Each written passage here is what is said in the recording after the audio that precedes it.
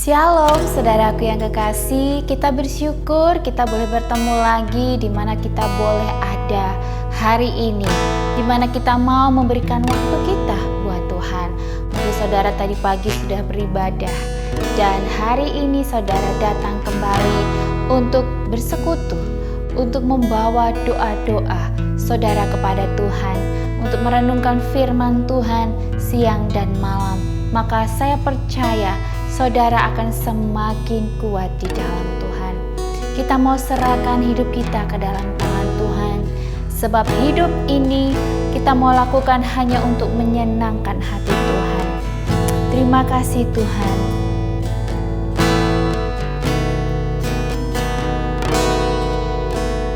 Tuhan, ku mau menyenangkan.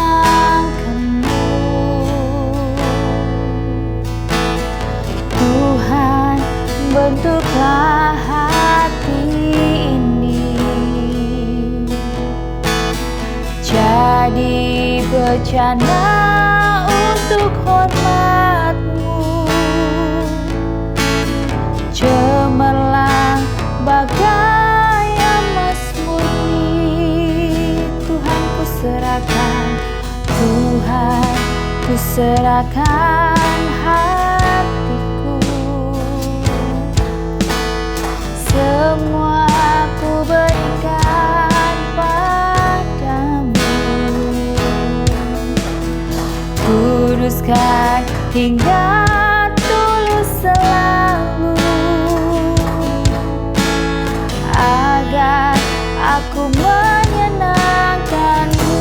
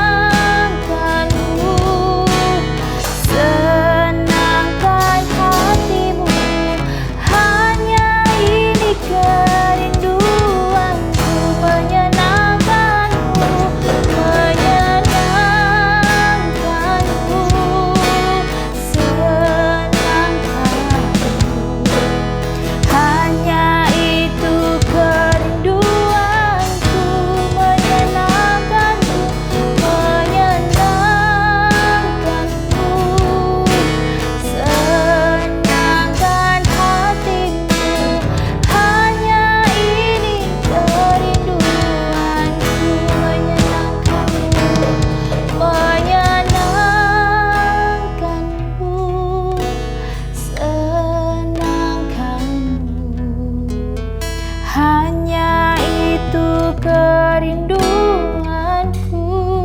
ya Tuhan, menyenangkan-Mu, senangkan hati-Mu. Hanya ini kerinduanku, hanya ini kerinduanku.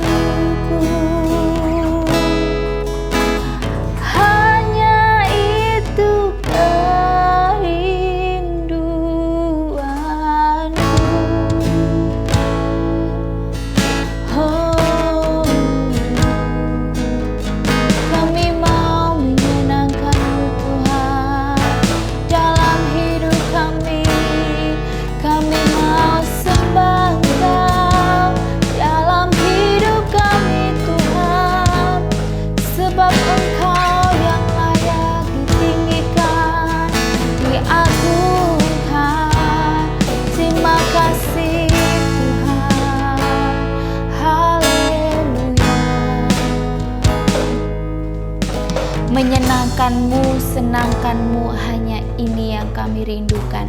Hanya ini yang kami mau berikan kepada Engkau. Tuhan, pakailah hidup kami sebagai alat-Mu, supaya hidup kami ini Tuhan, untuk bisa menjalani tujuan visi yang Engkau jalankan dalam hidup kami. Biarlah kami menjalani hari-hari kami bersama Tuhan, mengandalkan Tuhan, dengan tujuan bahwa kami ingin menyenangkan hati Engkau. ketika kami kecewa, ketika kami berharap pada manusia, di situ kami mau ingat kembali bahwa hanya Tuhan yang kami senangkan, hanya Tuhan yang tidak akan pernah mengecewakan. Sebab Engkau berfirman, maka semuanya jadi. Kami mau mendengarkan sabda firman-Mu. Berfirmanlah Tuhan pada hari ini, urapi hamba-Mu dengan hikmat, agar apa yang hamba pikirkan, hamba katakan, hamba lakukan, itu menyenangkan hati Tuhan. Begitupun juga kami yang mendengarkan firman Tuhan. Kami mau juga Tuhan Engkau pakai hikmat, supaya apa yang kami dengar ini boleh kami bawa dalam hidup kami, dan boleh kami renungkan itu siang dan malam. Di dalam nama Tuhan Yesus, haleluya, amin. Puji nama Tuhan. Shalom saudaraku, selamat hari Minggu kita ada dalam hadirat Tuhan. Tentunya kita mau terus ya menyenangkan hati Tuhan. Bahkan kita juga mau, dan saya percaya bukan saya saja yang rindu, saudara mau juga rindu hari-harinya bersama Tuhan ya saudara. Karena saya tahu bahwa di luar mungkin hari-hari tidak semakin membaik ya. Bahkan saya merasakan benar-benar bahwa kuasa iblis itu mau merebut damai sejahtera kita. Ketika kita hidup kudus, ketika kita mau memutuskan untuk tetap mencari Tuhan, untuk tetap setia, untuk tetap sungguh-sungguh di dalam Tuhan, iblis rupanya tidak suka, sehingga dia suka mencuri damai sejahtera dalam hidup saya dan saudara.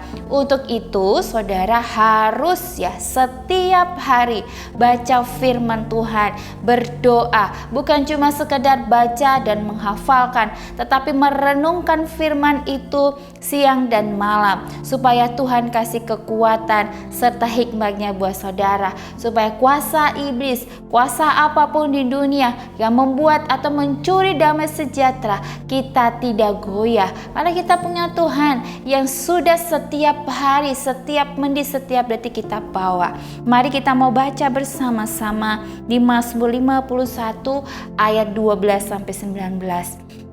Bangkitkanlah kembali padaku kegirangan karena selamat yang daripadamu, dan lengkapilah aku dengan roh yang rela. Maka aku akan mengajarkan jalanmu kepada orang-orang yang melakukan pelanggaran, supaya orang-orang berdosa berbalik kepadamu. Lepaskanlah aku dari hutang darah, ya Allah, Allah keselamatanku, maka lidahku akan bersorak-sorai memberitakan keadilan-Mu.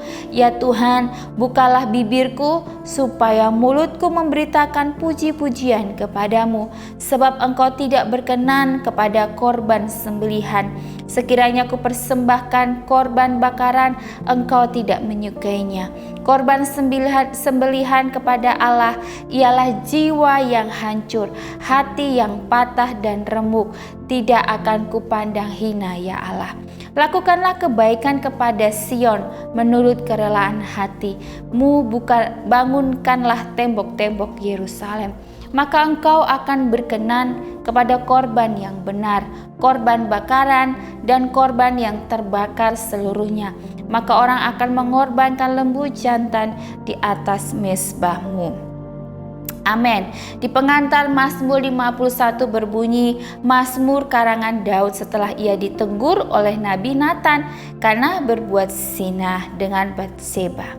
Latar belakang Mazmur itu terdapat dalam 2 Samuel 11 ayat 12.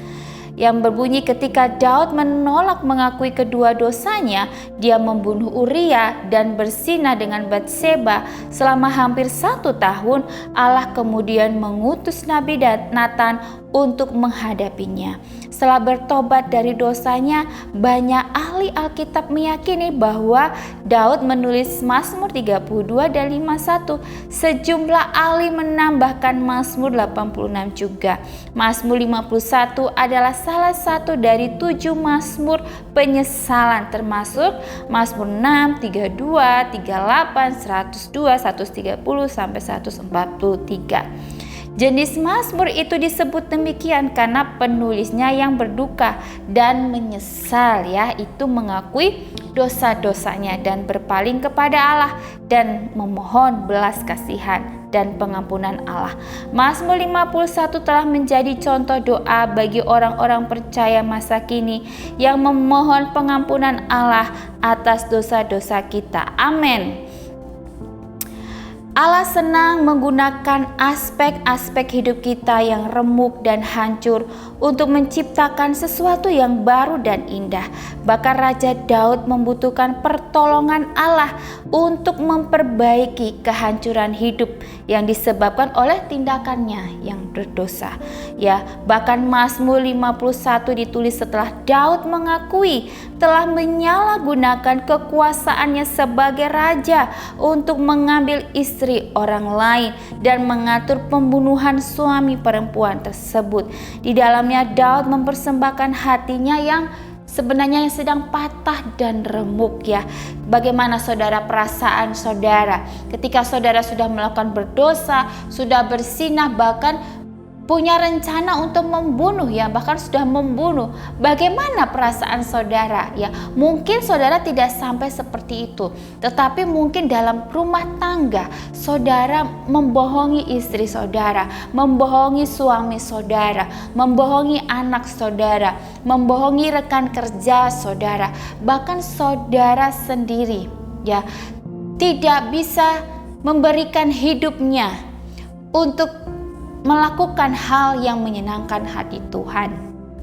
Ya, karena terlalu fokus sama dunia sehingga kita kehilangan akal sehat ya. Kalau disebutkan di sini, kalau saya ambil kesimpulan, Daud ini dibutakan cinta.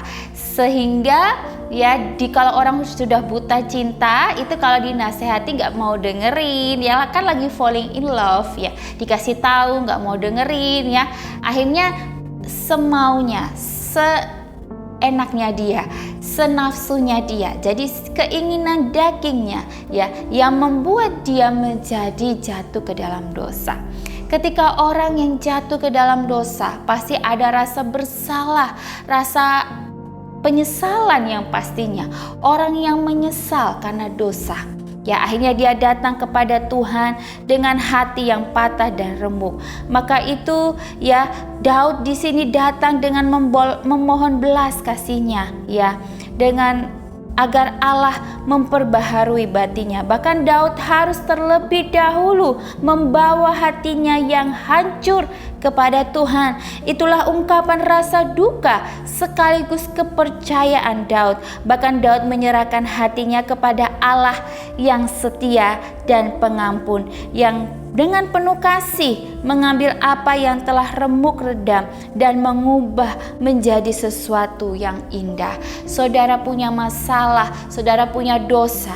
Ketika masalah itu karena dosa saudara, tetapi saudara cepat-cepat mengakuinya, saudara cepat-cepat menyadarinya, dan saudara cepat-cepat datang kepada Tuhan dengan penuh belas kasihan dan pengampunan, maka Tuhan akan kasih yaitu pengampunan dan belas kasihan yang sempurna buat saya dan saudara.